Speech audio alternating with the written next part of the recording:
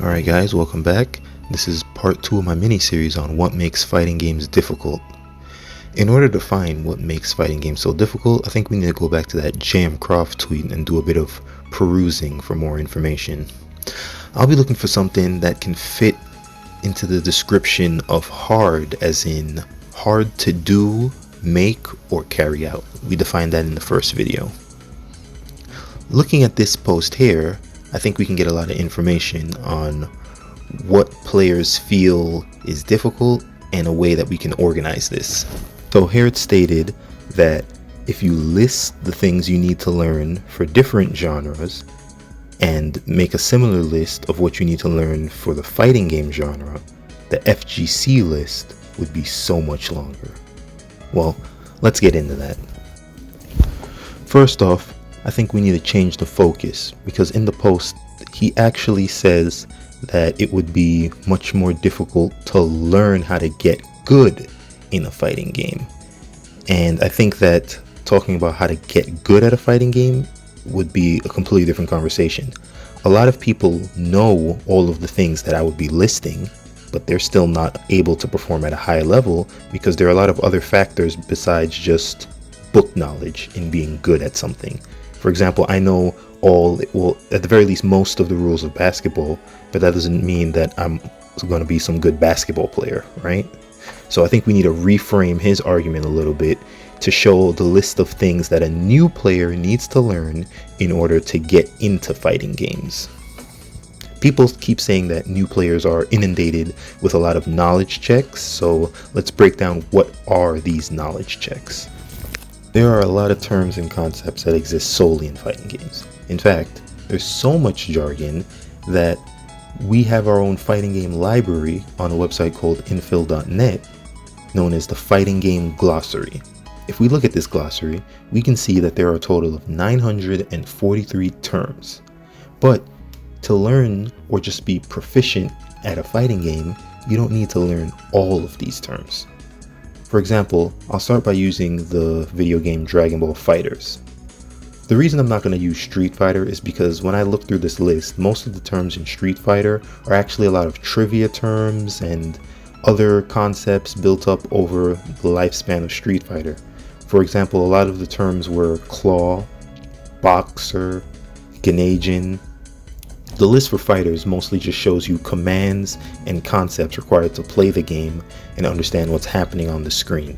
So because of that, I decided to just use Dragon Ball FighterZ. I hope that clears up my reasoning there.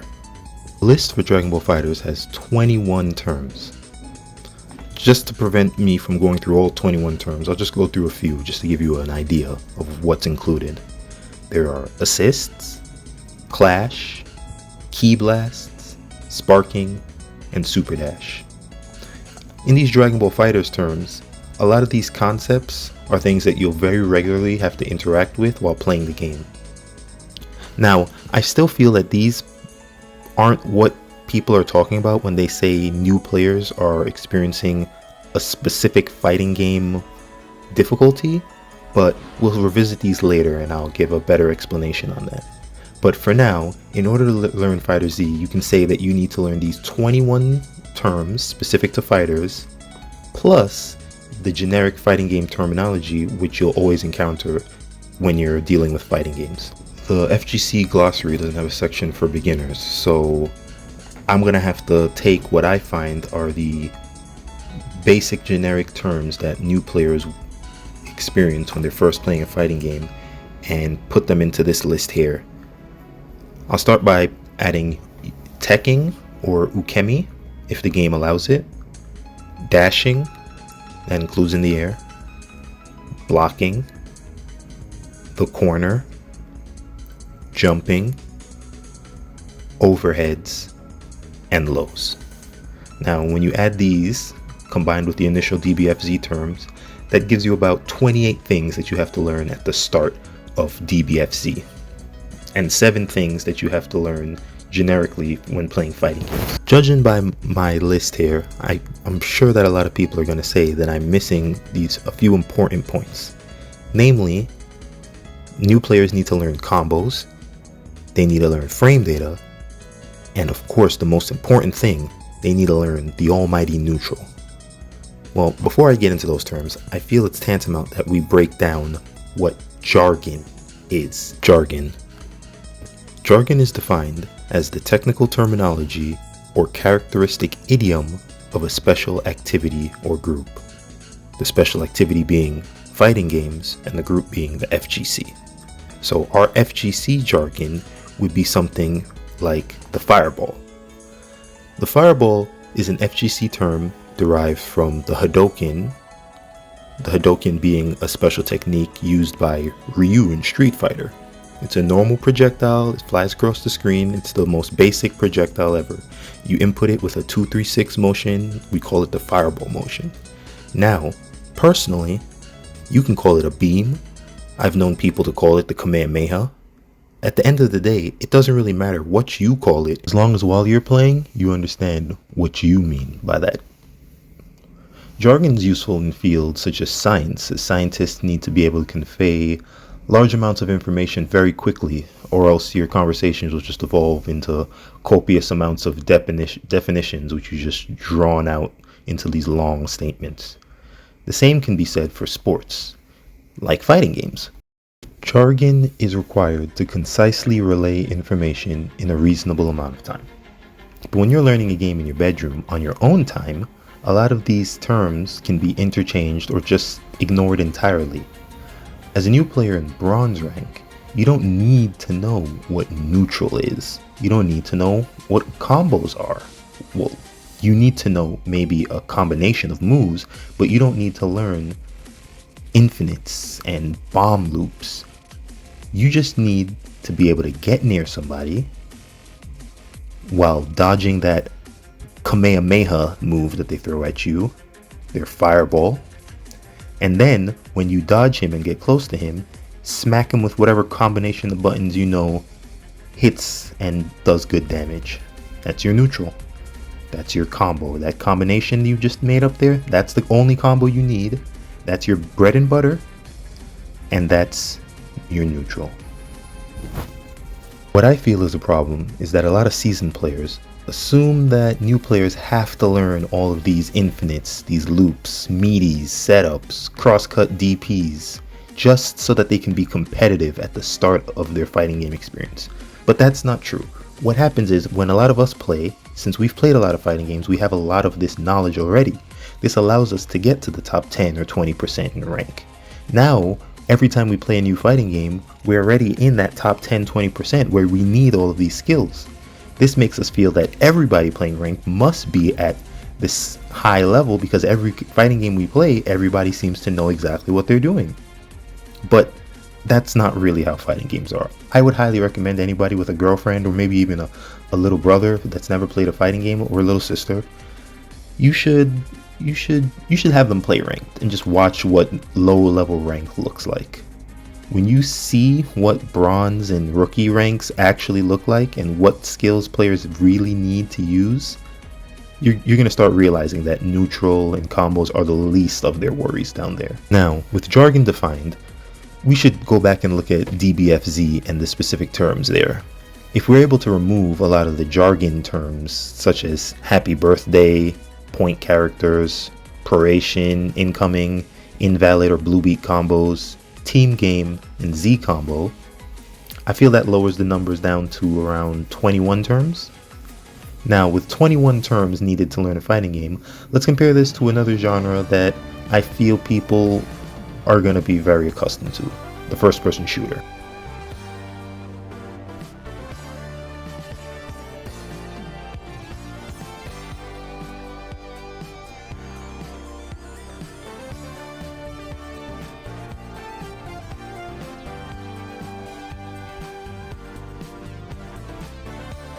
The Finals is a new first-person shooter that I've been playing a lot recently with Season 4, but I played a bit throughout the year, and I feel it would be a good game to compare the new player experience to, as I was recently a new player in this game myself.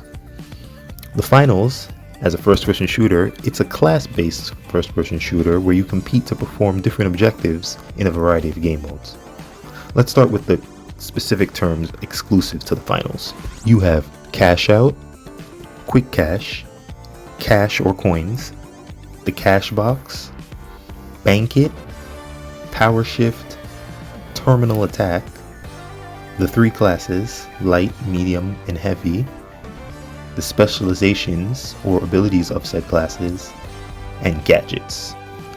Now, for generic FPS terms, we'll look at sprinting, aiming or ADS, reviving, ping, spawning, and the crosshair.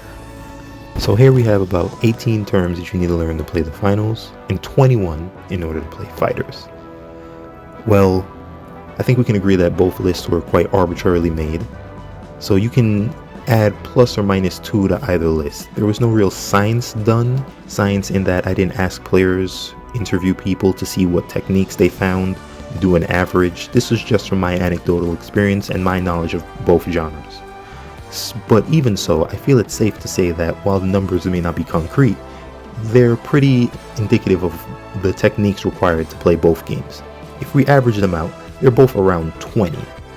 And I feel that's pretty negligible of a difference between learning both games. Now, what I really think the issue is that fighting game players have a large lexicon of jargon that they then conflate with the knowledge required to actually play fighting games. I feel that this jargon holds you back. Then, coupled with this infatuation that a lot of players have with concepts like neutral and big combos, they start to think that there's an inherent concept within fighting games where you must do neutral, you must apply neutral, you must apply big combos in order to play a fighting game. And I feel if I look even more deeply into that, combos in and of itself is something that players seem to hyperfixate on when they're learning games, and that really holds people back too. That's why a lot of people aren't good. I feel combos should be the last thing that you're focusing on when you're playing a game.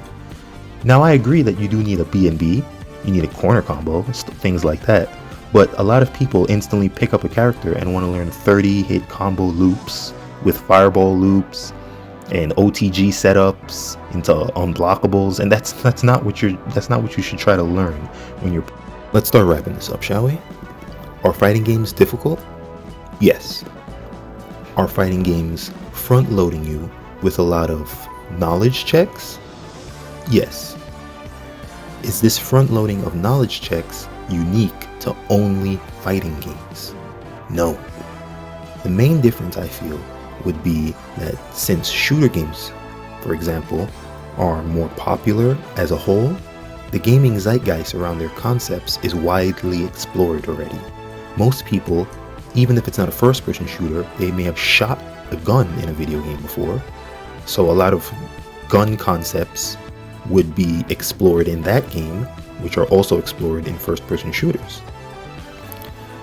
But fighting games are also games first, right? Most of the concepts in fighting games are also explored in other games. I just feel the issue is that people are denoting everything specifically to the fighting game terms, and since they're using the fighting game jargon, they're unable to realize that they're using the exact same terms under different guises in other genres. So in my next video, I'm going to go about explaining how fighting game concepts aren't these alien things that people don't experience, but it's actually something that we use as a whole in most of our gaming